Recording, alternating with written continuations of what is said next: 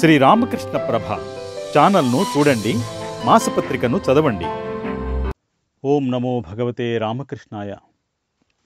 శ్రీకృష్ణుడు భగవద్గీతను బోధించింది కురుక్షేత్ర రణరంగంలో గాని రణగణధ్వనులకు దూరంగా ఎక్కడో కీకారణ్యంలో కాదనే విషయం మనందరికీ తెలిసిందే.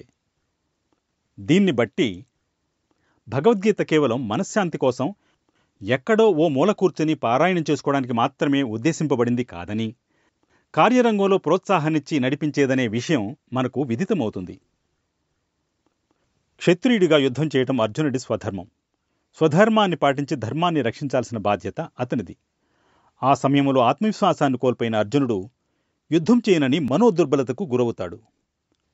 స్వధర్మాన్ని విస్మరించిన వాడు జీవించి ఉన్నా మరణించిన వాడితో సమానమే.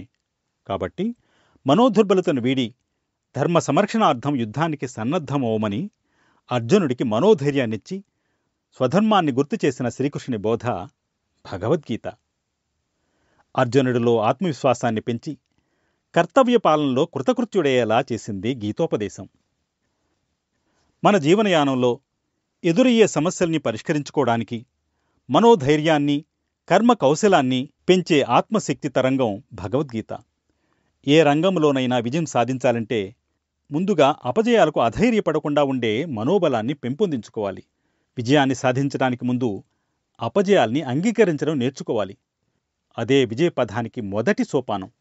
విజయానికి కావలసిన సహనం, నిస్సంగం, క్షమాగుణం మొదలైన సూత్రాలను బోధిస్తుంది భగవద్గీత. సముద్రయానములో ఓడ దారి తప్పిపోకుండా గమ్యాన్ని సురక్షితంగా చేర్చటానికి దిక్చూచి ఎలా సహాయపడుతుందో, అలాగే సమస్యల సాగరంలో మన జీవన నౌక చిక్కుకుపోకుండా ప్రశాంతంగా పయనించడానికి భగవద్గీత ఉపయోగపడుతుంది. విద్యార్థి పరీక్షల్లో ఉత్తీర్ణుడు కాకపోయినా, ఉద్యోగికి అనుకున్న విధంగా పదోన్నతి లభించకపోయినా, వ్యాపారస్తుడికి ఆశించిన విధంగా లాభం చేకూరకపోయినా, ఇలా ప్రతి ఒక్కరూ తమ తమ రంగాల్లో వైఫల్యాన్ని చవిచూసినప్పుడు నిరాశ, నిస్పృహలు ఆవరించడం సహజం. నేడు ఈ మానసిక ఆందోళనల నుంచి బయటపడడం కోసం మనస్తత్వవేత్తలను సంప్రదించడం ఓ అలవాటుగా మారింది. జీవితంలో ఓటమిని ఎలా ఎదుర్కోవాలో తెలుసుకోకపోవడం వల్లనే అపజయాలు ఎదురైనప్పుడు ఒత్తిడికి గురవుతున్నాం. ఇంటికి పునాది ఎంత ముఖ్యమో మనిషికి మనోబలం అంతే ముఖ్యం. ఆపదల్లో ఆదుకొని మనోబలాన్ని మనకు ప్రసాదించేది భగవద్గీత అని ఎందరో మహాత్ములు అనుభవపూర్వకంగా గ్రహించిన విషయం. సంశయాలు నన్ను ఆవరించినప్పుడు, సమస్యలు వాటిల్లినప్పుడు, నిరుత్సాహం కలిగినప్పుడు భగవద్గీతనే నేను ఆశ్రయిస్తాను. భగవద్గీత నాకు తల్లి వంటిది అని అంటారు గాంధీజీ. జీవితంలో ఎదురయ్యే సమస్యల పరిష్కారానికి భగవద్గీత ఎన్నో సూచనల్ని తెలుపుతుంది. కాబట్టి ప్రతి ఒక్కరూ భగవద్గీతను బాల్యం నుంచే పఠించడం అలవాటు చేసుకోవాలి. భగవద్గీత లాంటి గ్రంథాలను పదవి విరమణ అయినప్పుడో, మృత్యుముఖంలో ప్రవేశించడానికి సిద్ధంగా ఉన్నప్పుడో చదువుకోవాలనే అపోహ నుంచి మనం బయటపడాలి. యుక్త వయస్సులో ఉన్నవారెవరైనా భగవద్గీత చదివితే జీవితాన్ని అనుభవించిన తరువాత వృద్ధాప్యంలో చదవాలి, కానీ ఇప్పటి నుంచి ఎందుకులే అని నిరుత్సాహపరచకూడదు. నిజానికి భగవద్గీత ఒత్తిడిలో ఓదార్పునిచ్చే కన్నతల్లి లాంటిది అన్న విషయాన్ని అందరూ గ్రహించాలి. మన విధులను నిర్వర్తిస్తూ ఎలాంటి ఉద్వేగాలకు గురి కాకుండా ప్రశాంత చిత్తంతో ఉండాలంటే ఫలితాలను గురించి ఆలోచించకుండా ప్రయత్నమందే మనస్సు లగ్నం చేయటం అలవర్చుకోవాలి. ఫలితాన్ని ఆలోచిస్తూ పనిచేయటం వల్లనే ఉద్వేగాలు కలుగుతాయి. ఉద్వేగకరమైన మనసుతో పనిచేసినప్పుడు ఫలితాలు ఆశాజనకంగా ఉండవు. ఎప్పుడైతే మనం ఆశించినట్లు ఫలితాలు రాలేదో మనశ్శాంతిని కోల్పోతాం. కర్మణ్యే వాధికారస్తే మా ఫలేషు కదాచన. నీకు కర్మ చేయటానికి అధికారం ఉంది, కానీ దాని ఫలితం మీద లేదు అని శ్రీకృష్ణుడు బోధించాడు. కాబట్టి ఫలితం ఎలాంటిదైనా పరమాత్మకు అర్పించి ప్రయత్నం చేయటం నేర్చుకుంటే జీవితం ప్రశాంతంగా సాగిపోతుంది. అదే భగవానుని సందేశం. రాజ్యభారాన్ని మోస్తూ రాజర్షిలా జీవించాడు జనక మహారాజు. రోజంతా ఎన్నో కార్యకలాపాలు నిర్వర్తిస్తూ ఎలాంటి ప్రతికూల పరిస్థితులు ఎదురైనా మనోద్వేగాల్ని అదుపులో ఉంచుకొని నిర్లిప్తంగా రాజ్యపాలన కొనసాగించాడు జనక మహారాజు.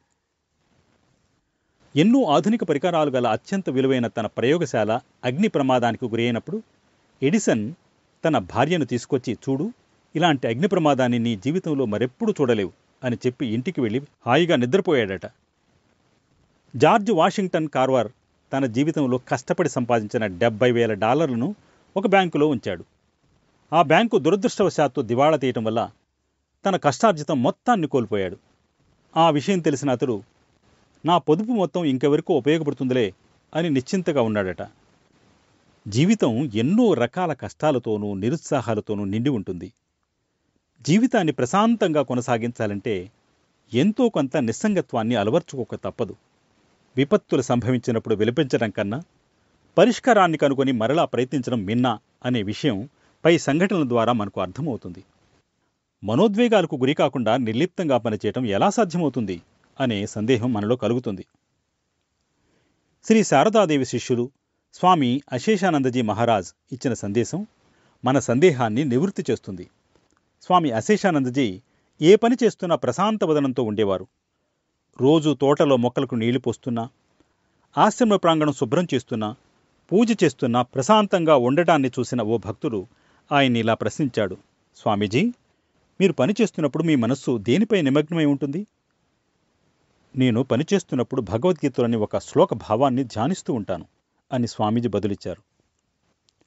మనం కూడా నిత్య జీవితంలో ఎక్కడున్నా ఎలా ఉన్నా ఏ పని చేస్తున్నా భగవద్గీత సందేశామృతాన్ని ఆస్వాదించడం అలవర్చుకుంటే గమ్యాన్ని సురక్షితంగా చేరుకోవచ్చు. ఓం నమో భగవతే రామకృష్ణాయ.